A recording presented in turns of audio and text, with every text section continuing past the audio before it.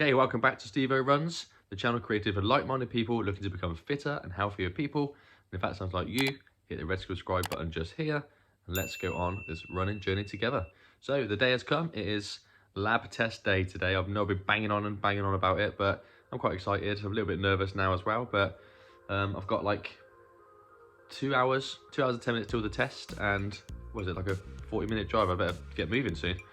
So yeah, basically just loading my bag, trying to figure out what I need to take today. I'm kind of guessing a little bit because I've never done one before, and I'm hoping they're gonna let me record in now. I'll try and get some footage on the way and talk about it and stuff like that, but I'm not sure what the policy is on being able to record and stuff. I can say to them that people are interested and want to know what the test includes, because not everyone's done them before, including myself. So I think it'd be nice for everyone to see what it includes and how bad the mask is on your face and things like that. So that is the plan. So hopefully with a bit of luck, I'll get to record in there.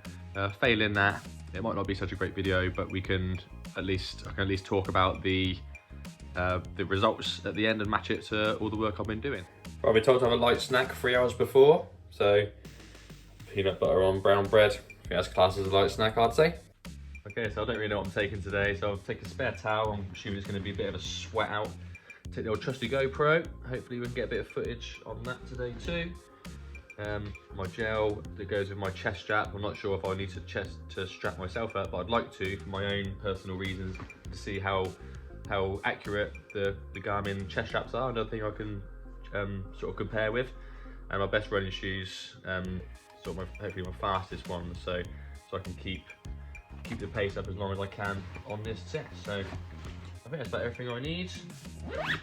Let's do it. Okay, so I'm ready to roll.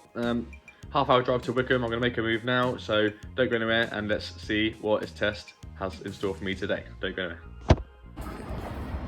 All right, this is where the test is being done. Buckinghamshire University. Let's get in there.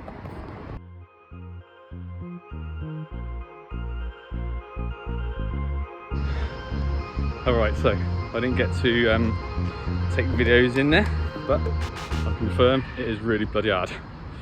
I'm walking back to the car, get rid of my sweat, get my breath, and I'll talk more in the car in a sec. Alright, so as you can probably just tell by the little video in between of a random man running on a treadmill, I wasn't allowed to record in the lab.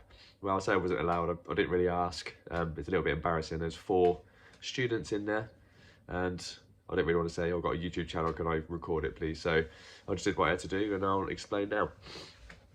So, turned up at the Buckinghamshire New University.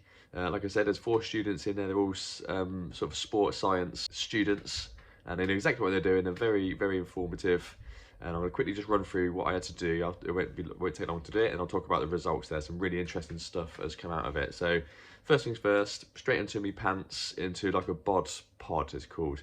So I was sat in there for 3 lots of, I think it's about a minute. It felt like it's longer, but I just sat in there, and it closes up, completely airtight, and it just does some readings. I didn't see no flashes or anything like that. It just somehow takes readings of your body.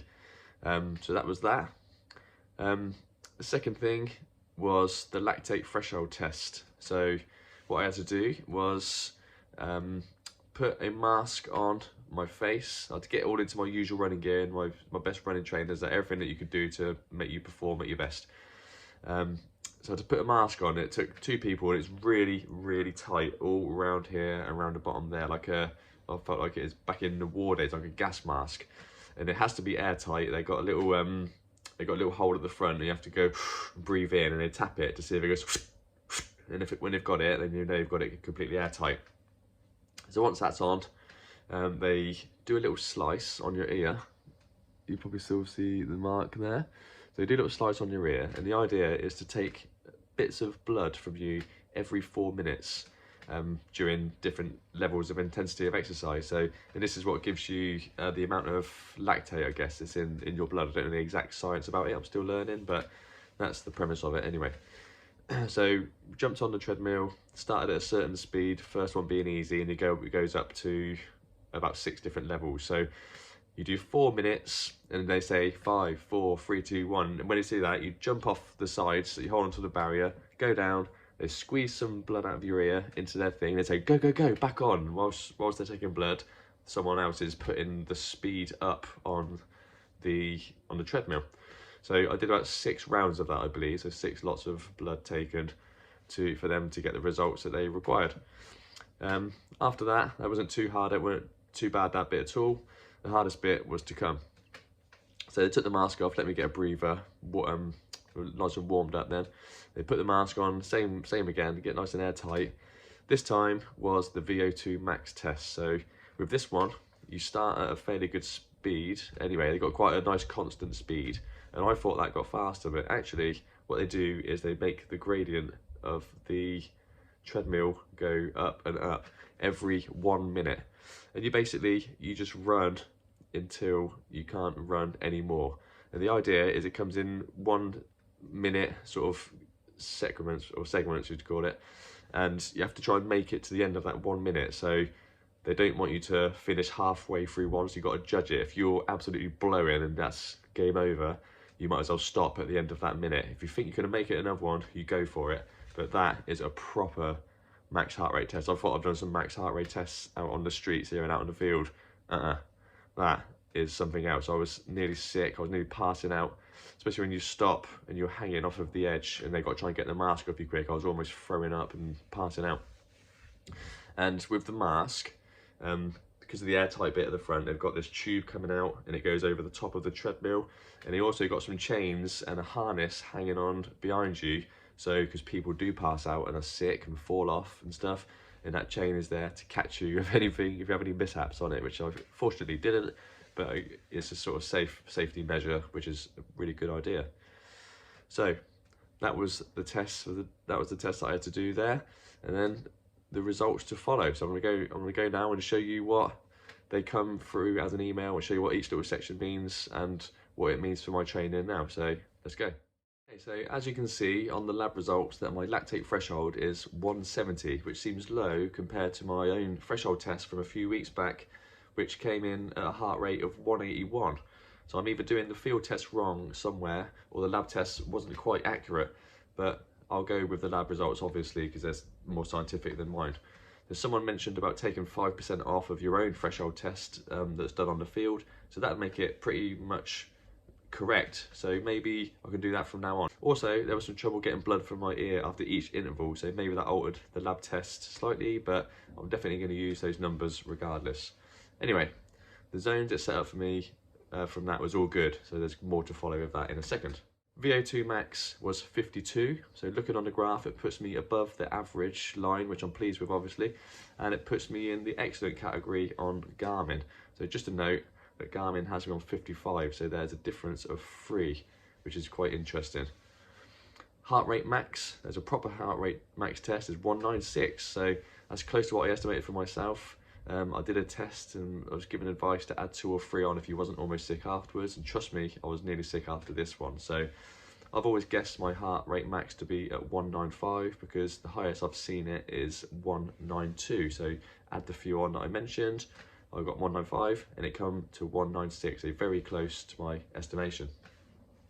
The body fat percentage was 12.8, which 12.8%, which sits me on the line of lean and ideal body composition, so I'm really happy with that, and it shows that the work that I've done so far has been working and getting my body into healthy shape. So how do the results stand against my current training and against the videos that I put out last year for your use?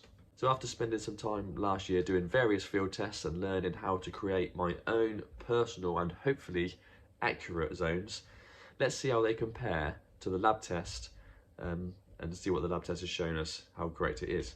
As you know, I changed my Maffetone method number to 150, 150 and below, because it feels easy and comfortable talking, and I've done this for ages now. So math calculations would now have me at 143, which is fine, but I'd like to see if I can get the most out of my training. So let's see what the lab results set my zones at. Okay, so my zones are as follows. Zone 1, 122 to 138. Zone 2, 138 to 153. Zone X is the dead zone, 153 to 162. Zone 3, 162 to 170. Zone 4, 170 to 179. And Zone 5, 179 and over. So as you can see, my own selected math number at 150 falls nicely into Zone 2, where it should be, and thankfully shows that I haven't been doing too hard haven't been going too hard on my easy runs. In fact, people who do math may or may not know that your math number ideally wants to be at the lactate threshold 1, which is the point just before that breathing becomes heavier. So I emailed the lab to confirm what my LT1 or lactate threshold 1 is, and confirmed, or what my confirmed math number would be, and guess what? 150 heart rate. Get in. Nailed it. I'm well chuffed for that. That's what I've been training at this whole time, and thankfully it's been accurate, so it's worth putting the time in. My alternative math video, which has done a lot of people well since I posted it, changed a bit after this lab test, but it would work for most people who haven't done an actual max heart rate test, because since now mine is 196, my alternative math number would be 156, which is just outside of my zone 2 but not far away. But that would definitely work for a lot of people still. Interestingly, the Carvenan formula, which takes into account your max heart rate and your resting heart rate, is a perfect zone 2 match. So this could be something for you to consider if you want to find your accurate running zones. Also, the heart rate reserve right now with my stats falls at the top end zone 2, so at 149. So this seems to be a good option for you also if you have your max heart rate and your resting heart rate. So go online, find a calculator and put the results in and see what that comes out with. It seems to be accurate. So all in all, I'm happy with my test results, and the guys emailed me saying that the numbers are good. So things are going well, training has been working. I'm a bit disappointed with how different my home done threshold test comes out against the lab one, where my own one came out at 181 after doing the test seemingly spot on in running as well as I can for consistently for 30 minutes, yet the lab came out at 170. There's 11 difference. I'll have a look into that home test though, into more depth, and I'll maybe just take 10 off in the future.